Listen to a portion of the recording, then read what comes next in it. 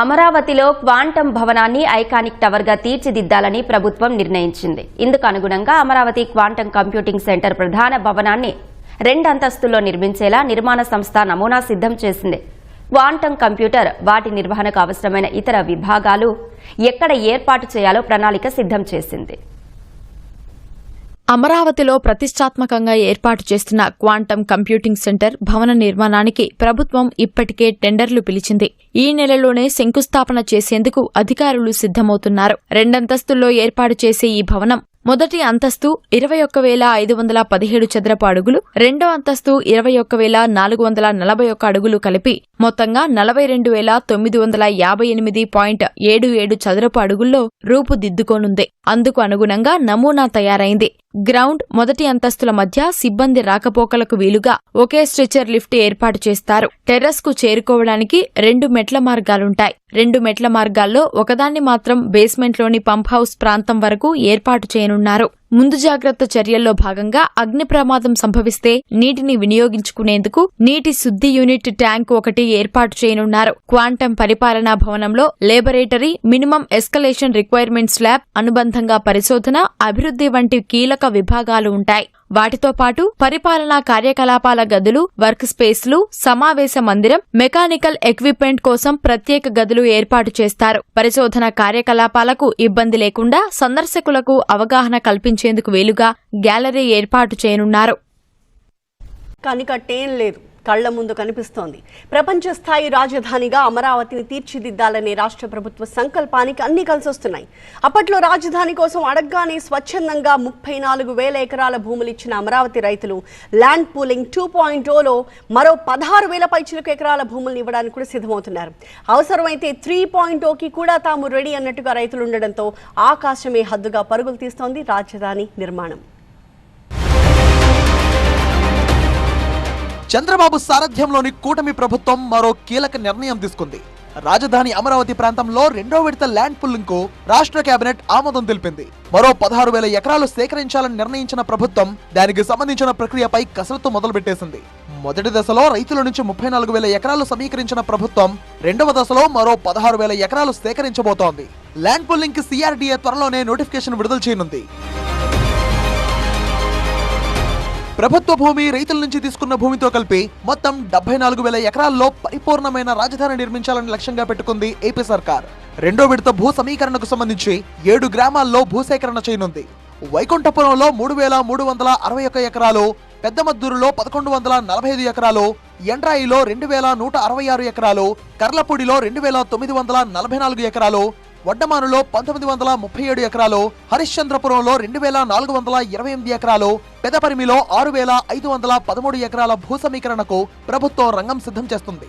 అమరావతి రాజధాని 2వ విడత పుల్లింగ్ లో సేకరించే భూముల్లో railway track, inner ring road, international sports city ఏర్పాటు చేయాలి అన్నది ప్రభుత్వ లక్ష్యం. అసైన్డ్ భూమి, ప్రభుత్వ భూమితో కలిపి 2 విడతల్లో మొత్తం 20,494 ఎకరాల భూ సమీకరణకు మార్గం సుగమమైంది. రైతుల సమస్యలన్నీ దాదాపు పరిష్కారం అయ్యాయని, మలి దశ ల్యాండ్ పుల్లింగ్ కు ఎలాంటి ఇబ్బందులు లేవన్నారు మంత్రి Narayana. Railway track, railway station, international sports city, inner ring road, దీనికి సంబంధించి యాక్చువల్గా వీటికి మాత్రం ఈ యొక్క 16,666.5 ఎకరాలు కేబినెట్ ఆమోదించింది. గతంలో ఏదైతే ల్యాండ్ పుల్లింగ్కి రైతులకి ఎలాంటి బెనిఫిట్స్ ఇచ్చామో అదే బెనిఫిట్స్ కంటిన్యూ చేయమని యాక్చువల్గా ఆదేశించారు. ప్రపంచ ప్రమాణాలతో కూడిన రాజధానిగా తీర్చిదిద్దేందుకు ఎక్కువ భూమి అవసరం కావడంతో 2వ దశ ల్యాండ్ పుల్లింగ్ కు ప్రభుత్వం ప్రణాళికను సిద్ధం చేసింది. అభివృద్ధి కళ్ల ముందు కనిపిస్తుండటంతో రైతులు కూడా అమరావతికి భూములిచ్చేందుకు స్వచ్ఛందంగా ముందుకొస్తున్నారు. అమరావతిలో 5 ఐకానిక్ టవర్లను 68,88,064 చదరపు అడుగుల విస్తీర్ణంలో ప్రభుత్వం నిర్మిస్తోంది. 47 అంతస్తుల్లో GAD టవర్, 39 అంతస్తుల్లో 4 HOD టవర్లు నిర్మించేలా ప్రణాళికలు రూపొందించారు. గాజు వంతెనతో వీటిని అనుసంధానిస్తారు. 2వ విడత ల్యాండ్ పుల్లింగ్ పూర్తయితే రాజధాని ప్రధాన కట్టడాలు, రహదారులు, పబ్లిక్ యూటిలిటీస్ కోసం అవసరమైన భూమి పూర్తి స్థాయిలో అందుబాటులోకి వస్తుంది. ఇప్పటికే అమరావతిలో సీడ్ యాక్సెస్ రోడ్ దాదాపుగా పూర్తిగా వచ్చింది. 7 నేషనల్ హైవేలతో అమరావతికి కనెక్టివిటీ కలుగుతోంది. విట్, SRM, NID, బిట్స్ పిలానీతో పాటు వరల్డ్ బెస్ట్ యూనివర్సిటీలన్నీ అమరావతికి రానున్నాయి. అంతర్జాతీయ ప్రమాణాలతో ప్లానెటోరియం ఏర్పాటుకు ఒప్పందం కుదిరింది. క్వాంటం వ్యాలీ అమరావతి అభివృద్ధికి దిక్సూచిలా కనిపిస్తోంది.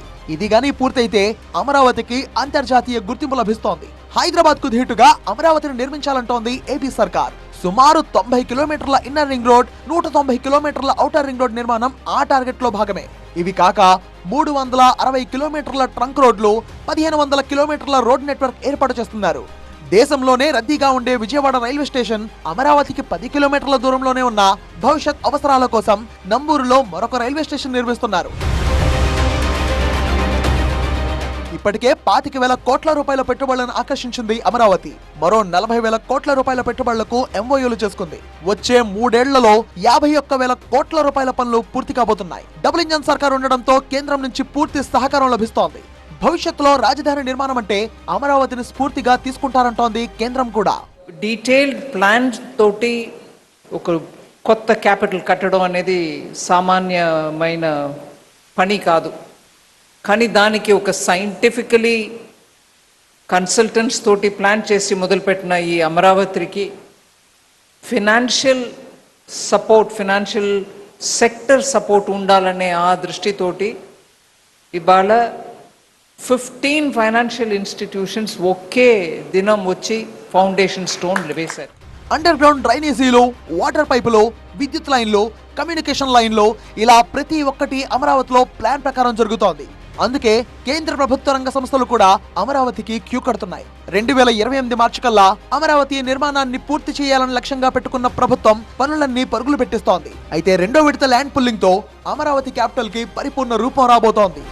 అమరావతిలో ఇంటర్నేషనల్ స్పోర్ట్స్ సిటీ నిర్మాణానికి ఆంధ్రప్రదేశ్ ప్రభుత్వం తొలి అడుగు వేసింది. మన దేశంలో ప్రతి ఒక్కరూ మతంలా ఫాలో అయ్యేటువంటి క్రికెట్ను ప్రోత్సహించడం ద్వారా నవ్యాంధ్ర నూతన రాజధానిని వరల్డ్ మ్యాప్లో హైలైట్ చేసేటువంటి ప్రయత్నం చేస్తున్నారు ఆంధ్రప్రదేశ్ ముఖ్యమంత్రి వర్యులు నారా చంద్రబాబు నాయుడు గారు.